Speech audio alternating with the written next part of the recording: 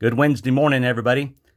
Got something I want to share about transmissions. As we all know, the 250R transmissions are becoming extremely scarce in the OEM stuff, and finding good parts for those is nearly impossible.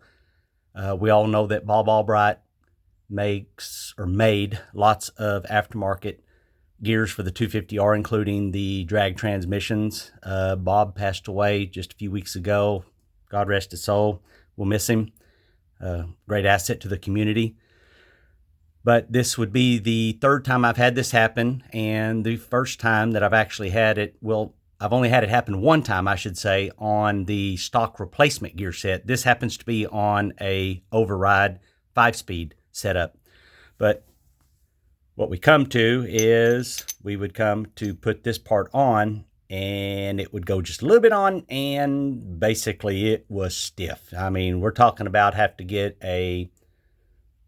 I've got a leather mallet, and basically I could just kind of tap it on there, but I mean, I didn't try too hard. You know, I don't like whipping on stuff unless they need it.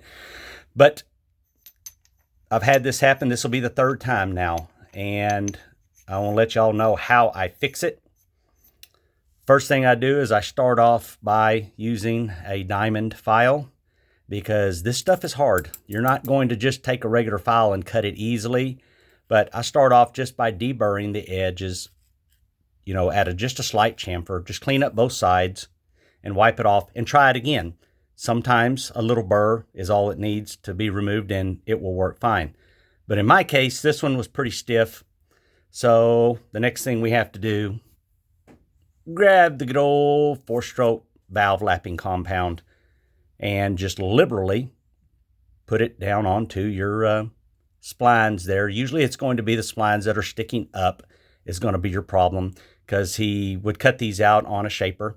And I mean, you know, tolerances, you want to keep them as close as possible, but you don't want to get them too loose naturally. So I can understand them being a little bit snug instead of being a little bit loose. So you just take that, get your gear up on there, and just start. Basically, you've got to force it back and forth. I was holding the gear and actually using my leather mallet, popping it here, rubber mallet, something real soft, aluminum, plastic, something like that, you know, that you could knock it both ways and just start working it back and forth, basically for a little bit. Sometimes turn it around. It works good also to go ahead and clock them. What I would do is I'd knock it back and forth a few times and then reclock it and do it again. Do that for just a little bit and then take it off, clean it up, then try your fitment and see how it goes. If it doesn't work, rinse and repeat until you get it. Now, I also like to put them on the polishing wheel afterwards and just repolish this outer part, because you can see the little tiny lines from that lapping compound, although it's on the inside of the gear teeth as well, so I don't believe it's really a problem one way or the other. But when you get it where it'll slide back and forth on you, you got it fixed. So far, this seems to be the only gear in all three transmissions on that end of the counter shaft that I've had a problem with, and don't know why. Don't know why it was just that one. But at any rate, for whatever it's worth, this is stuff that, you know, being a builder, you got to look over.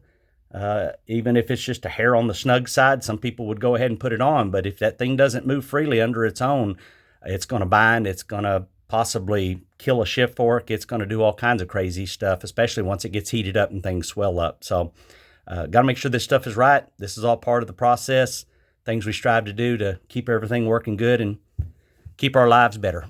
Thanks for watching.